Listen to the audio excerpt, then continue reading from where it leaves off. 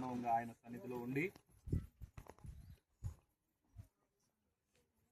దేవుని మాటలను కొద్ది నిమిషాలు, ఎట్లాగో సండే చాలాసేపు మనం వాక్యం వింటున్నాం కాబట్టి అట్లా కాకుండా కరెక్ట్ 30 నిమిషాలు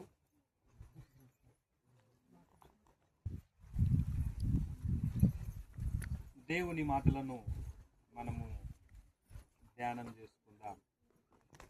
మార్కు సువార్త 16వ అధ్యాయము 9వ వచనాన్ని చదువుకుందాం. మార్కు సువార్త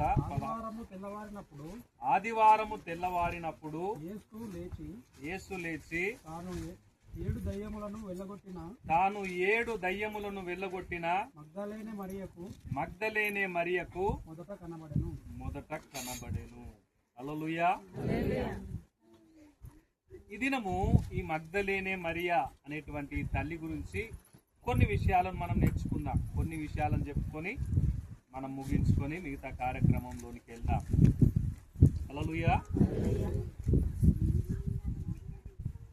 దేవునిని యేసు ప్రభువు జన్మించినది మొదలుకొని ఆయన సువార్త చేయడము ప్రారంభించిన, దేవుని రాజ్యం గురించి ప్రకటించబడిన ఆ మొదటి దినాల నుంచి ఆయనను ఏ రోజు కూడా వదిలిపెట్టకుండా వెంబడించినటువంటి గుంపులో కొంతమంది స్త్రీలు కూడా ఉంటూ ఉన్నారు. ఎవరు ఉంటున్నారండి? కొంతమంది స్త్రీలు ఉంటూ ఉన్నారు. ఎక్కడికి వెళ్ళినా యేసు ప్రభువు పరిచర్య చేస్తూ తమ ఆస్తితో ఆయనను గణపరుస్తూ ఆయన పరిచర్యకు సహకరిస్తూ యేసు ప్రభుని వెంబడించినటువంటి స్త్రీలలో ఒక స్త్రీ మగ్దలేనే మరియా. ఆమె జీవితంలో నుంచి కొన్ని విషయాలను ఈ దినము మనము తెలుసుకొని ఈ ఆరాధనను మనం ముగించుకుందాం. గమనించినట్లయితే ఆమెను ఏమని పిలుస్తున్నారు? మగ్దలేనే మరియా. మగ్దలేనే అంటే ఏంటి అర్థము? ఏమండి? మగ్దలేనే మరియా అంటే ఆమె మారువేరు అది కాదు, కానీ ఆమె ఊరి పేరు. అది ఏంటది? ఏం పేరు? మగ్దాలా అనేటువంటి గ్రామం. ఏ గ్రామము? ఆమెకు మగ్దలేనే మరియా అంటే ఎందుకు పేరు వచ్చిందంటే మగ్దాలా అనేటువంటి ఒక గ్రామానికి చెందినటువంటి స్త్రీ. ఏ గ్రామానికి? మగ్దాలా అనేటువంటి గ్రామానికి చెందినటువంటి స్త్రీ ఈమె. ఇది ఎక్కడ రాయబడిందంటే, ఈ గ్రామం ఎక్కడ ఉంటదంటే గలిలియా సముద్రానికి, సముద్ర తీర ప్రాంతానికి పశ్చిమ దిశలో ఆ గ్రామానికి చెందిన స్త్రీగా ఈమె కనిపిస్తా ఉన్నది. హల్లెలూయా. కాబట్టి ఆ గ్రామం నుంచి వచ్చినటువంటి ఈ స్త్రీ గురించి ఎందుకు రాయబడింది అనేటువంటిది మనం నేర్చుకుందాం. ఇక్కడ మార్కు గారు రాస్తూ అంటున్నాడు, ఆదివారమును తెల్లవారినప్పుడు యేసు లేచి తాను 7 దయ్యములను వెళ్ళగొట్టిన మగ్దలేనే మరియకు మొదట కనబడేది. యేసు మరణమును జయించి తిరిగి లేచిన తరువాత తన మహిమ దేహముతో మొట్టమొదటిగా ఎవరికి కనిపిస్తున్నాడంటే ఈ మగ్దలేనే మరియకు కనిపిస్తుంది. ఆయనను వెంబడించిన వాళ్ళు వేలలో ఉన్నారు. శిష్యులు, శిష్యురాన్లు అనబడినటువంటి వాళ్ళు వేలలో ఉన్నారు. గాని ఈ మగ్దలేనే మరియకే యేసు ప్రభు మొట్టమొదటగా పునరుత్థానం అయిన తర్వాత కనిపించడానికి ఉన్నటువంటి కారణాలలో కొన్ని కారణాలను మనం తెలుసుకుందాం. హల్లెలూయా. ఇప్పటి వరకు ఆమె గ్రామం పేరు చెప్పుకున్నాం కదా. ఏంటి ఆమె గ్రామం పేరు? మగ్దాలా అనేటువంటి గ్రామం.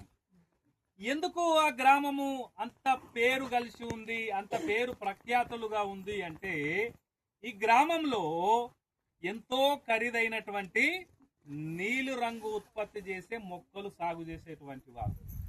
ఏంటండి గ్రామం యొక్క ప్రత్యేకత ఏంటంటే నీలి రంగు. ఏ రంగు? నీలి రంగు, ఊదా రంగు ఆ కాలంలో ఎంతో ఖరీదైనటువంటివి. ఆ రంగు ఉత్పత్తి చేసేటువంటి మొక్కలు పెంచబడేటువంటి గ్రామము ఈ గ్రామము మగ్దాలా అనేటువంటి గ్రామం. ఆ గ్రామంలో పుట్టినటువంటి స్త్రీ ఈమె.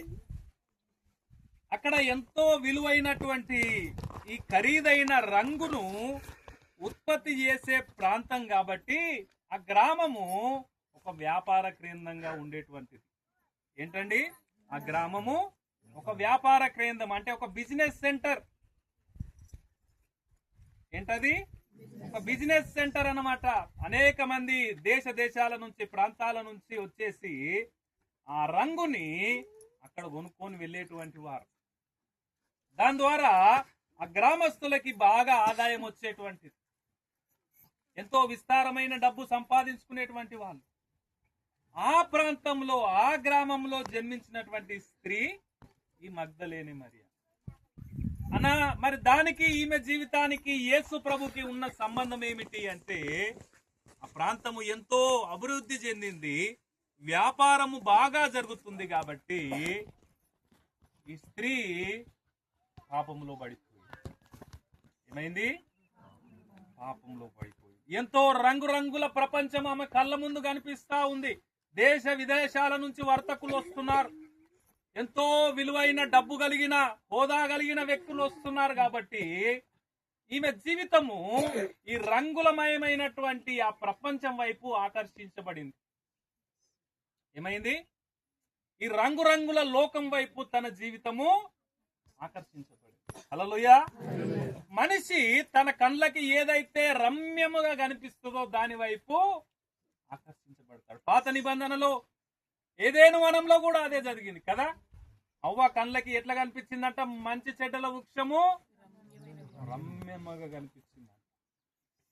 ఈ మగ్దలేనే మరియ అనేటువంటి ఈ స్త్రీకి కూడా తన గ్రామంలో జరుగుతున్న వ్యాపారము, బిజినెస్, గొప్ప గొప్ప వ్యక్తులు చూసే వరకు, అలా హోదా, గౌరవము, విస్తారమైన ధనము కలిగిన వ్యక్తులను చూసే వరకు ఆ రంగులమయమైనటువంటి ఊహల లోకము, ఆ ప్రపంచం కనిపించేంత వరకు తన మీద తనకి కంట్రోలు కోల్పోయింది.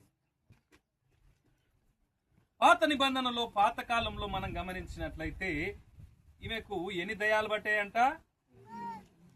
ఎన్ని దయాలను బట్టినాయి అంటే చెప్తుర్రు? 7 దయాలు పట్టినాయి.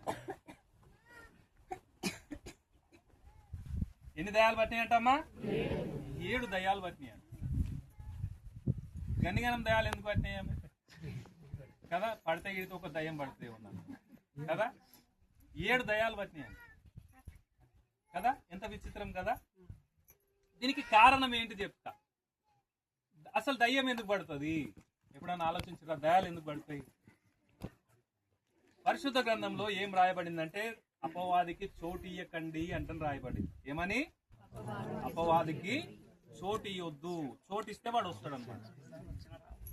మన హృదయంలో ఎప్పుడైతే పాపానికి చోటు ఇస్తుంటామో, ఆ పాపముకు మనం ఇస్తున్న చోటును బట్టి సాతాను మన లోపల, వాని ఆత్మలు మన లోపల ప్రవేశిస్తూ ఉంటాయి. ఏదో ఒక రకమైన బలహీనపరిచేటువంటి ఆత్మ, ఏదో ఒక రకంగా నిన్ను ఏదో ఒక విషయానికి నిన్ను బానిసను చేసేటువంటి ఆ దురాత్మ నీ లోపల వస్తూ ఉంటుంది.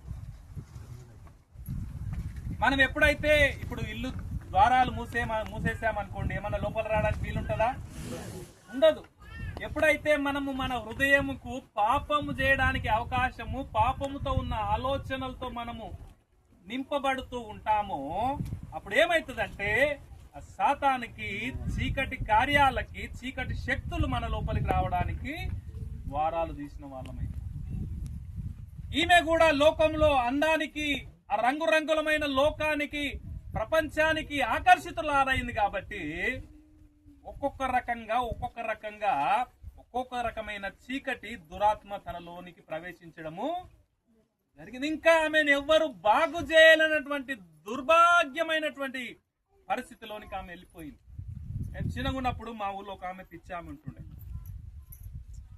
ఏమో అడిగినాం, మా అవ్వ ఉంటే అడిగినాం, అవ్వ ఈమె ఎందుకు పిచ్చి ఆమె అయింది అంటే అడిగాను. ఏమండి, మా అవ్వని అడిగినాం, అవ్వ ఈమె ఎందుకు పిచ్చి ఆమె అయింది. మంచిగా అందంగా ఉండే ఆమె, ఎంతో సౌందర్యంగా సుందరంగా ఉంది ఆమె, పిచ్చామ అయిపోయింది ఆమె. ఈమె ఎందుకు పిచ్చామ అయింది మా అవ్వని అడిగితే, మా అవ్వ ఏమని చెప్పిందంటే, ఒరే ఈమెకు ఒక చెల్లెలుండే. ఎవరుండే? ఆమెకు ఒక చెల్లెలు ఉండే, ఆమె చెల్లెలు ఈమె కంటే బాగుండే. ఆమె చెల్లెలు ఈమె కంటే అందంగా ఉండ కాబట్టి ఆ అందమును బట్టి ఈమె పుల్లు పుట్టి ఏం చేసిందంటే ఒక మంత్రగాని దగ్గరికి పోయి మా చెల్లెలు పిచ్చిది కావాలి ఏమన్నా చెయ్యటని చెప్పింది. ఏమని చేసింది? మా చెల్లెలు పిచ్చిది కావాలి అని. అప్పట్లో డబ్బు బాగున్నది వీళ్ళకి. చెప్తే అతడేం చేశాడంటే ఆమె దగ్గర ఇంకెక్కడ డబ్బులు తీసుకొని ఈమెను పిచ్చిదాన్ని. అంటే ఈమె పిచ్చిదానిగా మారడానికి కారణం ఏమైంది? తన మనసులో వచ్చిన దురాలోచన.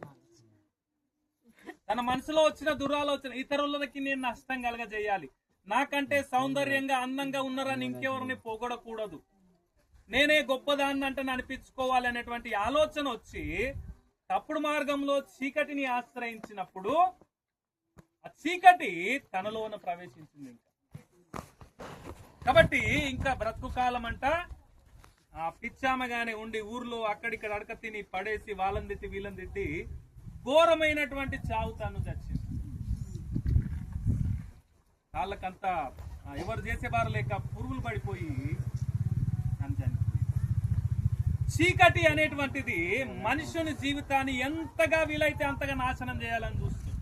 దురాత్మ మనుషుణ్ణి నరకం పోయేంత వరకు కూడా విడిచిపెట్టడానికి వాడు ఒప్పుకోడు. కాబట్టి ఈమె మగ్దలేనే మరియా అనేటువంటి ఈ స్త్రీ కూడా ఆ రంగుల ప్రపంచంలో ఆదాయం వస్తా ఉన్నది, డబ్బులు వస్తా ఉన్నాయి. కాబట్టి తన ఇష్టానుసారంగా బ్రతికింది.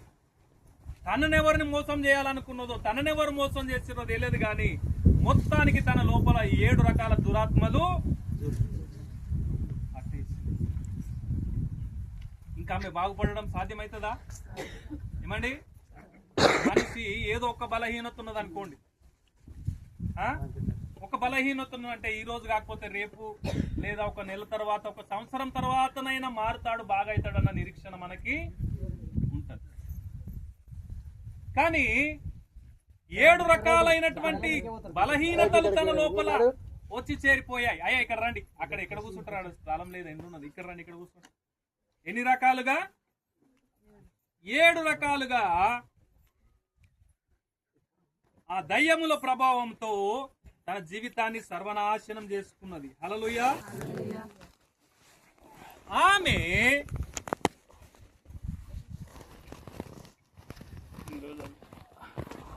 ఆమెకు యేసు ప్రభు వారు మొట్టమొదటిగా తన పునరుత్థానమైనటువంటి మహిమ దేహంతో ఆమెకు దర్శనమిచ్చాడు. హల్లెలూయా.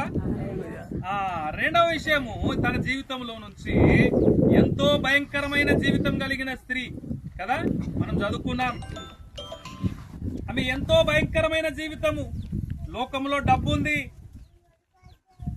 విస్తారమైన ఆస్తిపాస్తులు ఉన్నాయి, వ్యాపారం ఉంది, డబ్బుకేం కొదవలేదు కాబట్టి, రంగురంగుల ప్రపంచం ఉంది కాబట్టి తన ఇష్టానుసారంగా బ్రతికింది. జీవితము సర్వనాశనం అయిపోయింది. కాబట్టి ఎప్పుడైతే ఈ రంగుల ప్రపంచం వైపు మనం చూస్తామో, ఈ ఆశలు దురాశలు కలిగిన ఈ ప్రపంచం వైపు చూస్తామో, అది ఒక దినము మన జీవితాన్ని ఏం చేస్తుంది? సర్వనాశనం చేస్తుంది. ఏం చేస్తుందండి? సర్వనాశనం చేసేస్తుంది. ఈరోజు బాగా అనిపిస్తుంది కానీ ఆ చీకటి నీ జీవితంలో ఎప్పుడైతే బలమైన స్థానాన్ని సంపాదించుకుంటుందో ఇంకా నేను బయటికి పోవడానికి వదిలిపెట్టదు. యేసు ప్రభు వారు దయ్యాలను ఎలుగొడతా ఉన్నప్పుడు ఆ దయ్యము వాడిని విలవిలలాడించి వదిలిపెట్టిందంట. ఎట్లా వదిలిపెట్టింది? ఆ దయ్యాలను గద్దించినప్పుడు వాడిని విలవిలనాడించి నురుగు కక్కుని అంటాడు. అంటే చీకటి దురాత్మ అనేటువంటిది ఒకరిని వదిలిపెట్టడానికి అంత సులువుగా ఒప్పుకోదు. వాడు విలవిలలాడిపోవాలి, వాడు నష్టపోవాలి, కష్టపడాలి, ఆర్థికంగా, సామాజికంగా, మానసికంగా ఎట్లా ప్రయత్నించినా వాడిని ఇంకా పైకి రానియకుండా వాడిని సర్వనాశనం అయ్యేటట్టు విలవిలలాడిస్తుంటది దురాత్మ.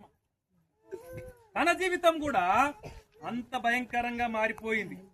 కానీ ఈమెను యేసు ప్రభువు, మనం ఒక వచనం చదువుకుందాం. ఇలాంటి స్త్రీ ఎప్పుడైతే యేసు ప్రభు గురించి విన్నదో ఆమెకు విడుదల దొరికింది. హల్లెలూయా. ఏం దొరికిందండి? విడుదల దొరికింది. అది గురించి అదే లూకా సువార్త 7వ అధ్యాయము 37వ వచనాన్ని మనం చదువుకుందాం. దయచేసి తొందరగా చదువుకుందాం. లూకా సువార్త ఆ ఊరిలో ఉన్న పాపాత్మురాలైన యొక్క స్త్రీ యేసు పరిసయ్యుని ఇంట భోజనమునకు కూర్చుడానని తెలుసుకొని ఒక బుడ్డిలో అత్తరు తీసుకొని వచ్చి వెనుక తట్టు ఆయన పాదముల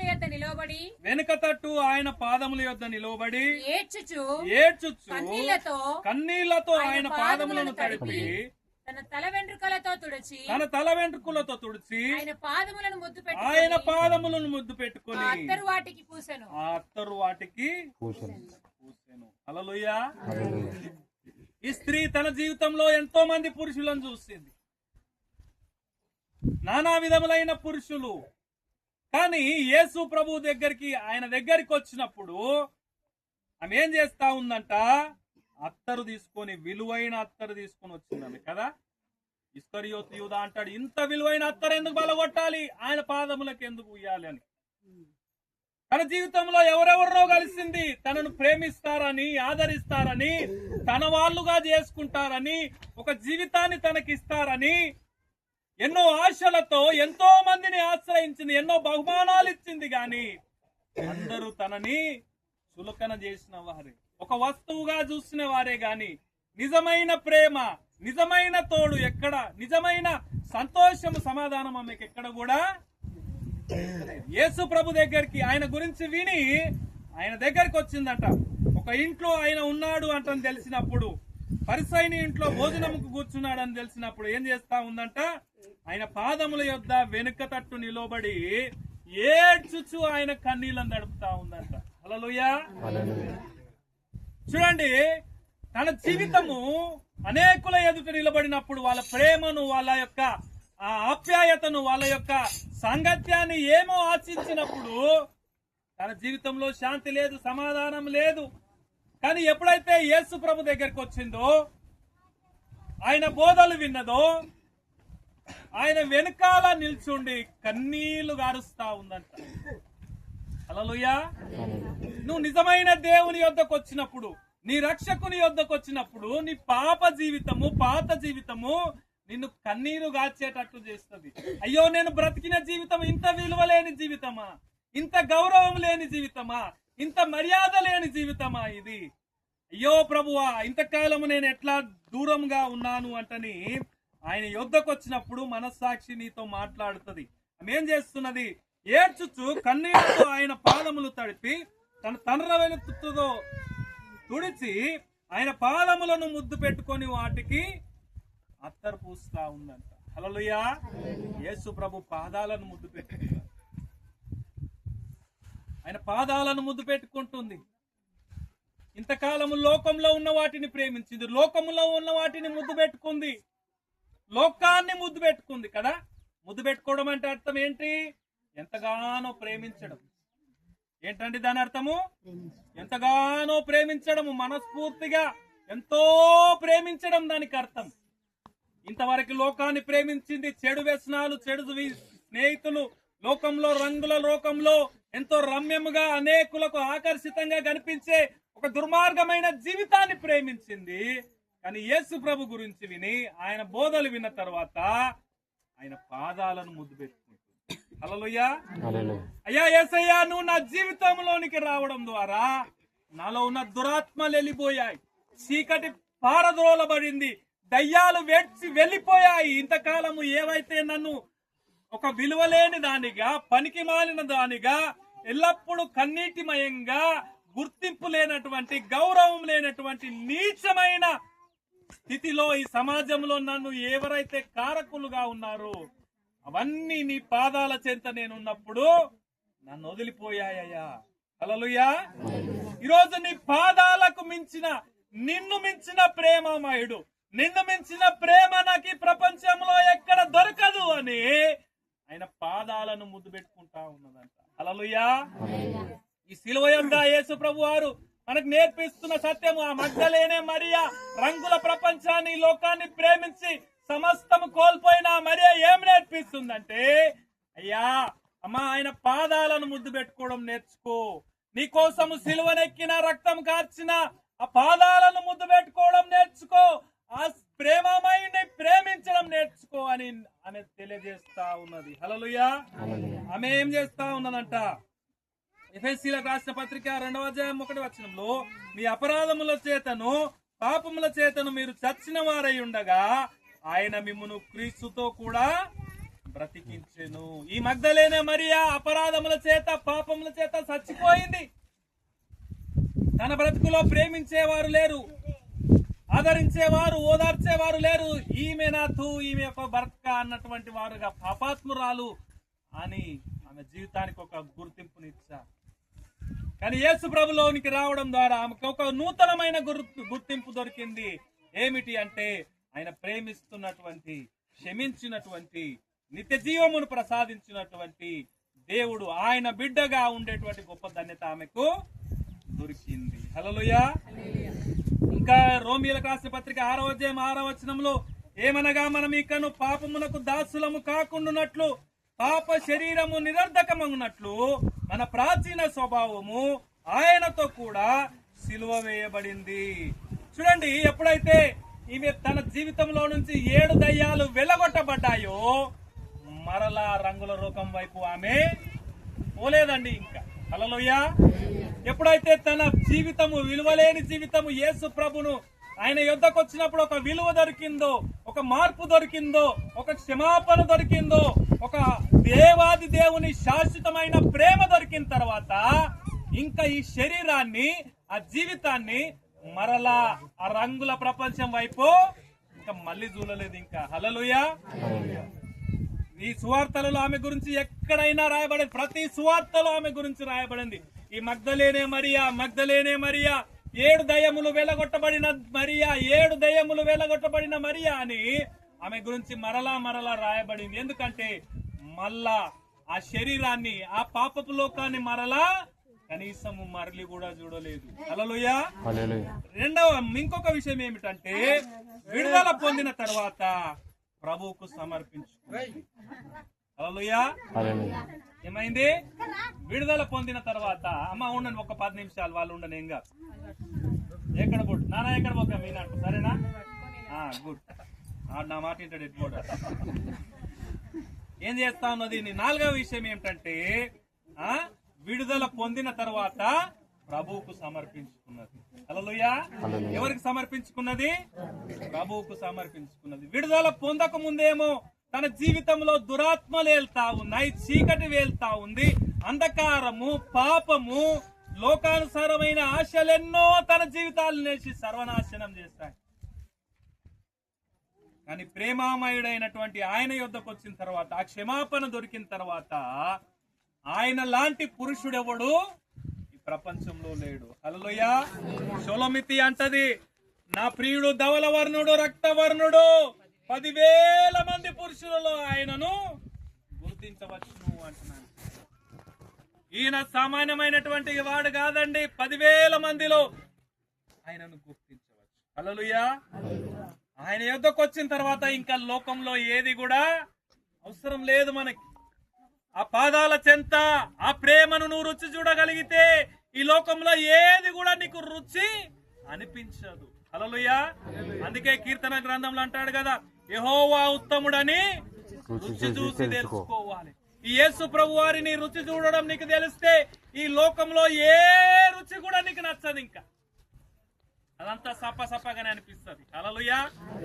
ఒక్కసారి ఆయనతో ఒక అనుబంధంలోనికి నువ్వు వచ్చిన తర్వాత, అనునిత్యము నువ్వు ఆరాధించడము, ఆత్మీయ అనుబంధంలోనికి నువ్వు వచ్చిన తర్వాత, దినదినము ప్రార్థనా జీవితంలోనికి, ఉపవాస ప్రార్థనలో ఆయనతో అన్యోన్యమైన సహవాసంలోనికి నువ్వు వచ్చిన తర్వాత ఈ లోకంలో ఏది కూడా నీకు రుచించదు. హల్లెలూయా. అందుకే ఈమె ఏం చేసిందంటే తన జీవితాన్ని ఆయనకు సమర్పించుకుంది. హల్లెలూయా. ఎన్నో ఏళ్ల నుండి దయ్యం చేత ఘోరంగా పీడించబడ్డది. అయ్యా ఒక 5-10 నిమిషాలు. కానీ ఎప్పుడైతే యేసు ప్రభును కలుసుకున్నదో, యేసు ప్రభు సన్నిధిలోనికి వచ్చిందో ఆమె జీవితము సంపూర్తిగా హల్లెలూయా. మనకు కొరింథీయులకు రాసిన పత్రికలో మనం గమనించినట్లయితే 2 కొరింథీ 5వ అధ్యాయం 17వ వచనంలో, కాగా ఎవడైనా క్రీస్తు నందున్న ఎడల వాడు నూతన సృష్టి, పాతవి గతించెను, ఇదిగో కొత్తవాయెను. హల్లెలూయా. ఎప్పుడైతే యేసు క్రీస్తులోనికి ఈమె వచ్చిందో ఆమె పాత జీవితం అంతా ఏమైపోయింది? గతించిపోయింది. ఇంకా హల్లెలూయా. 1 లక్ష రూపాయలు ఇంట్లో పెట్టుకొని ఖర్చు పెడతా ఉన్నాం అనుకో, చిట్ట చివరి 1000 రూపాయలు పెట్టినాకుంటాయి ఇంకా పైసలు అయిపోతాయి, ఇంకా అవి ఉండవు. ఇక అప్పుడు పైసలు ఏడున్నాయంటే ఏడున్నాయి పైసలు అంటున్నారు కదా. ఏమైందంటే ఖర్చు అయిపోయినాయి, అవి అయిపోయినాయి, ఇక లేవు. ఇక ఎవరెవరికో ఇచ్చినాం, ఎక్కడెక్కడో పోయినాయి, లేనే లేవంటారు. హల్లెలూయా. దేవుళ్ళలోనికి వచ్చిన తర్వాత మన పాత జీవితం కూడా ఏమైపోవాలి? అది వెళ్ళిపోవాలి. ఇక ఏదరాని పాత జీవితం అంటే అది ఆడ కూడా దొరకద్ది గది. హల్లెలూయా. దేవుళ్ళలోనికి వచ్చిన తర్వాత నీ పాత జీవితం అనేది ఇక పేరుకు ఏడ కూడా దొరకద్ది గది. ఎవడైనా క్రీస్తునందున్న ఎడల వాడు నూతన సృష్టి. హల్లెలూయా. ఎట్లుండాలి? నూతన సృష్టిగా. అంటే ఎట్లా? ఆదామును పాపం లేనివాడుగా దేవుడు తన శాస్త్రంతో చేసి తన జీవాత్మను ఊదినప్పుడు, ఆ మంచి చెట్టుల పండు తినప్పుడు ఎట్లున్నాడు? రోజు సాయంకాలం దేవునితో మాట్లాడేటోడు. హల్లెలూయా. అంటే ఏంటయ్యా కొత్త జీవితము, నూతన జీవితము, నూతన సృష్టి అంటే ఏంటంటే దేవునితో నీకు ఒక అన్యోన్యమైన పెనవేసుకున్న బంధం నీకు ఉండాలి. హల్లెలూయా. ప్రతి ఉదయ సాయంకాలము ప్రార్థన జీవితం ఉండాలి. ఎల్లప్పుడు నీ నోట స్తుతి ఉండాలి, ఆరాధన ఉండాలి. ఎల్లప్పుడు దేవునితో ఆయనతో కలిసి బ్రతకాలి. అది నూతన సృష్టి. హల్లెలూయా. హనోకు దేవునితో నడుస్తా ఉన్నాడు దినదినం. వాళ్ళని ఎవరిని విడగట్టలేకపోతే, మరణం కూడా వేరు చేయలేకపోయిందంట. ఇద్దరు కలిసి అన్నుంచి అంటే వెళ్ళిపోయారు. హల్లెలూయా. ఒక సండే స్కూల్ పిల్లకి కథ చెప్తా ఉన్నారంట. వాళ్ళ టీచర్ చెప్పిందంట. వాళ్ళిద్దరు రోజు కలిసి మాట్లాడేటోళ్ళు కదా, మాట్లాడుకుంటూ వెళ్ళిపోతా ఉన్నారంట ప్రతిరోజు. హనోకు దేవుడు మాట్లాడుకుంటూ చాలా దూరం వెళ్ళిపోయారంట. చాలా దూరం వెళ్ళిపోయిన తర్వాత వెనక చూస్తే హనోకు ఇల్లు చాలా దూరం ఉన్నదంట. హల్లెలూయా. హనోకు ఇల్లు చాలా దూరం ఉన్నదంట. దేవుని ఇల్లు ఏమో చాలా దగ్గర ఉన్నదంట. ఏమైంది? దేవుని ఇల్లు చాలా దగ్గర ఉన్నదంట. ఇక దేవుడు అన్నాడంట, ఇంత దూరం నడిచి వచ్చినావు, మరి నీ ఇంటికి వెళ్తావా, ఈ ఇంటికి వెళ్తావా అంటే, అయ్యా ఆ ఇల్లు దూరం అయిపోయింది, ఇంటికి దగ్గర అయ్యాను కాబట్టి ఇక్కడనే మనం వెళ్ళిపోదాం. హల్లెలూయా. దేవునితో నడుస్తున్న కొద్దీ ఈ లోకము మనకేం కావాలి? దూరం కావాలి. దినదినము దేవునికి, పరలోక రాజ్యానికి, నిత్య రాజ్యానికి మనము దగ్గరైతా ఉండాలి. హల్లెలూయా. ఈ పాపాత్మురాలైన స్త్రీ, 7 దయ్యముల చేత పీడించబడిన స్త్రీ, రంగుల ప్రపంచంలో మోసపోయినటువంటి స్త్రీ ఎప్పుడైతే యేసు క్రీస్తులోనికి వచ్చిందో నూతన సృష్టిగా మారింది. ఇంకా ఏ పురుషుని కూడా ఆమె వెంబడించలేదు. యేసు క్రీస్తుని ఒక్కరిని మాత్రమే ఆమె వెంబడిస్తా ఉన్నది. హల్లెలూయా. తన జీవితంలో ఒక మంచి నిర్ణయం విడుదల పొందిన తర్వాత ప్రభువుకి సమర్పించుకుంది. ఇంకా ఎవరికి తన జీవితంలో చోటు లేదు. లోకానికి గాని, పాపానికి గాని, వ్యక్తులకు గాని, ఇంకా దేనికి కూడా తన జీవితంలో చోటు లేదు. హల్లెలూయా.